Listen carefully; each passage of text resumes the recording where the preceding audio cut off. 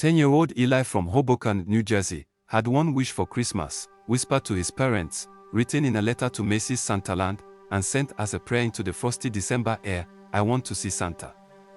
The real one. Not a helper." His parents, Maria and Ben, exchanged worried looks. Eli was a boy of intense, singular obsessions: dinosaurs, subway maps, and now, the ontological verification of Santa Claus. On Christmas Eve, as they prepared for the big family gathering the next day, Eli's grandfather, Pops, winked at him. "You never know, kiddo. Magic has a way of finding those who look hardest." That night, a storm blanketed Hoboken in an unusual, heavy silence. At precisely 2:17 a.m., a sound jolted Eli awake. Not the gentle jingle-jingle of songs, but a deep, wrenching thud, followed by a muffled curse, from right on the apartment's flat roof. Eli's heart hammered against his pajamas. He crept to his window, the one with a view of the tapepa roof and the glittering skyline beyond. He peered out. And there he was. The figure was massive, broad-shouldered, clad in fur-trimmed red that was darker, almost rusty in places. The sleigh was not a graceful, curving marvel, but a utilitarian, wooden iron sled, piled haphazardly with sacks.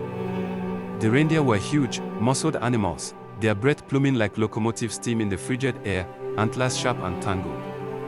One was limping. But it was Santa that froze Eli's blood. This was not the jolly, rose-cheeked icon. This Santa's face was etched with profound exhaustion, eyes deep-set and glinting with a frantic, weary energy. His beard was wild, flecked with what looked like ice melt and soot. As Eli watched, mesmerized and terrified, Santa dropped a sack by the roof access door and slumped against the sleigh's runner. He pulled out a flask, took a long swig, and rubbed his face with hands that looked more like a longshoreman's than a toymaker's. Eli's wish had come true. A dizzying wave of validation was instantly drowned by a tidal wave of primal fear. This wasn't magic, this was work.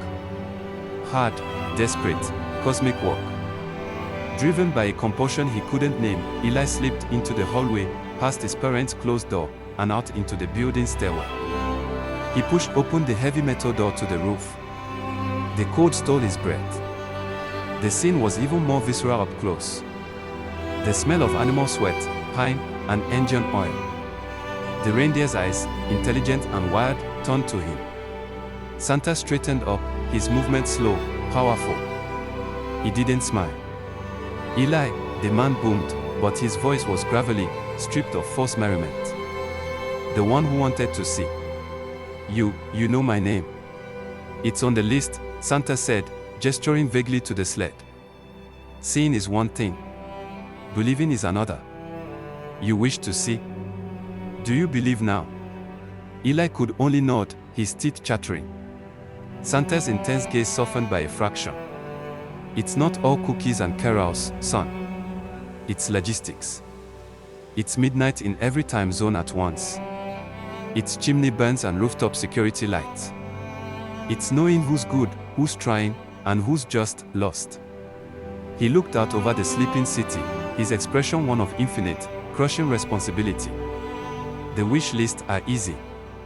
It's the unwritten wishes, for peace, for health, for a parent to come home, that weigh the sacks down. He took a step closer.